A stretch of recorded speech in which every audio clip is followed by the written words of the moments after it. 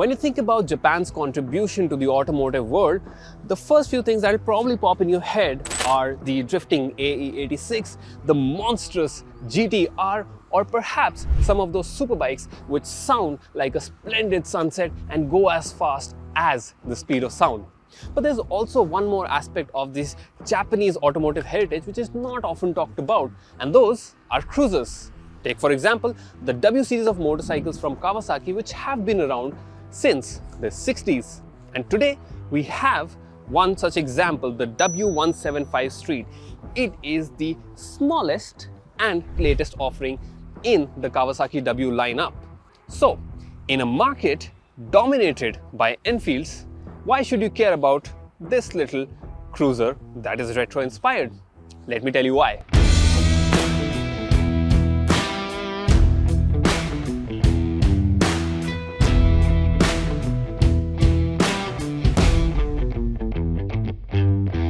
Kawasaki is selling two versions of the W175. One is the regular W175 and one is this, the Street. And the major difference can be seen in the tires. So while the W175 gets spoked wheels and tires with tubes, this one gets more modern looking black alloy wheels and tubeless tires, which I think are both functional and better looking. But if you want something a little more retro, then you can definitely go for the regular W175. Overall, you can see that this is not a very big motorcycle in terms of dimensions. It's fairly compact, it's very easy to manage, but it's also very well put together. The paint finish and the quality all around is very good, except for in this area where you can see some ugly weld marks. But other than that, it looks very good. And I really like the fact that Kawasaki did not give in to the temptation of plastering the bike with chrome, as is the case with a lot of retro-inspired motorcycles. Instead, you get these nice black finishes all around on the exhaust, on the engine, on the side panel. And not only do they look subtle and good, they're also easier to maintain. At the front, you will notice a halogen headlamp, again a callback to the older motorcycles, accompanied by these halogen turn indicators. Even at the back, you have a very chunky tail lamp unit, unlike most of the modern motorcycles that you see plying on the roads.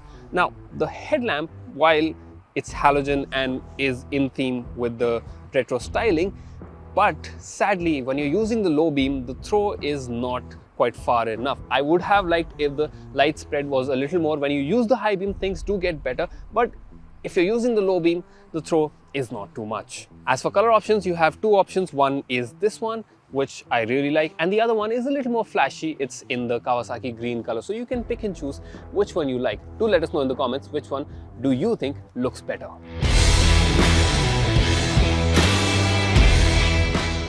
And this right here is the semi-digital instrument cluster that you get with the W175 Street. You have the W logo, a nod to the brand, and the instrument cluster itself is very functional. You have an analog dial to show you the speed, and then you have a small display which shows you basic information. And what I really like are these indicators lights on the side, which glow up and very much remind me of those motorcycles which were famous and which were running when I was a little kid. So that's a nice little throwback. Now, the unit itself, like I said, is pretty good. I just wish that maybe it was packaged a little differently, look even better. And one more thing that I did not like are the buttons right here. So what happens is that you press them, you get a tactile feedback, but the reading does not change on the display. What you have to do is press and hold, and then it will change the reading on the digital display. So that is something which Kawasaki could improve.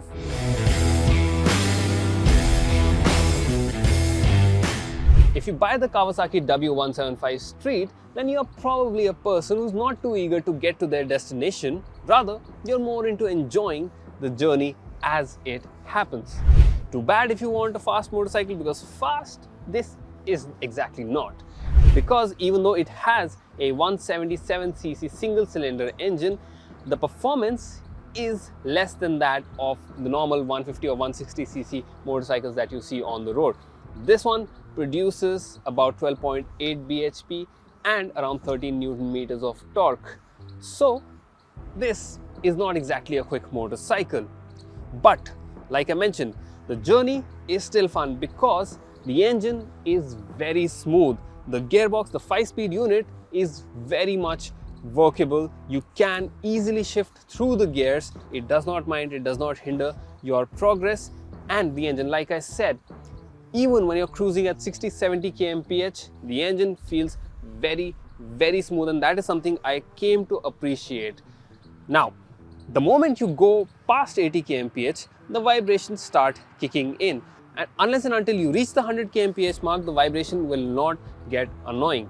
Now, I'm a bit on the lighter side, but if you are about 70 kilograms or any heavier, then getting to the triple-digit speed mark is going to be difficult, and even once you reach 100, you won't be able to go too far beyond that.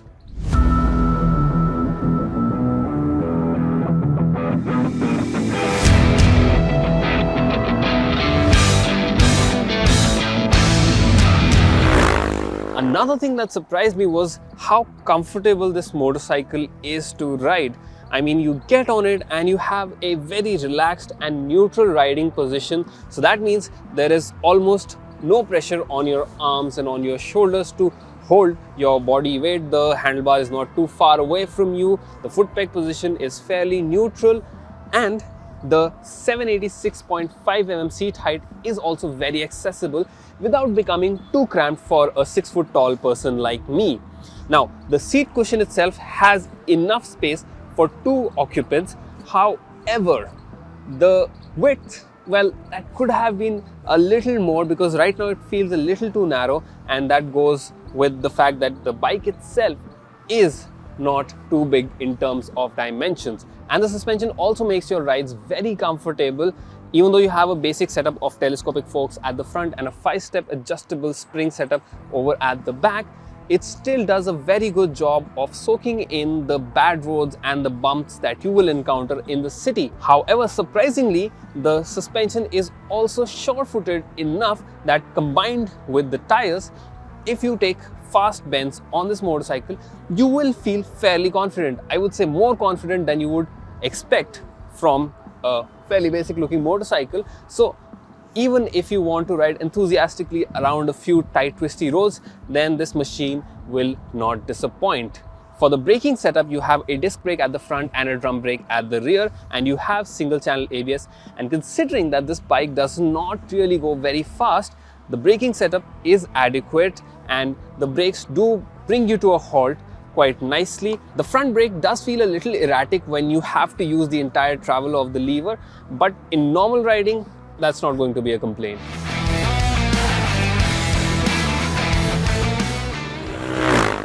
If you're purely going by price to performance and features, then the W175 Street is not going to be for you. I mean, it clearly lags behind in those aspects.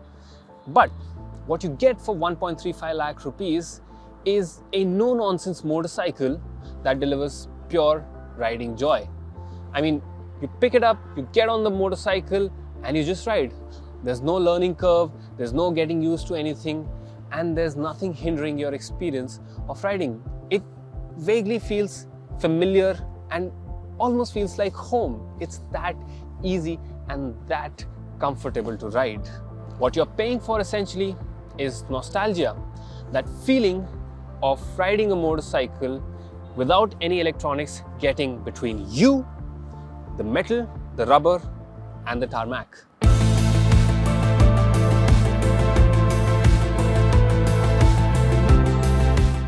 Well, I am going to get back on the motorcycle, gear up, and go for another spin.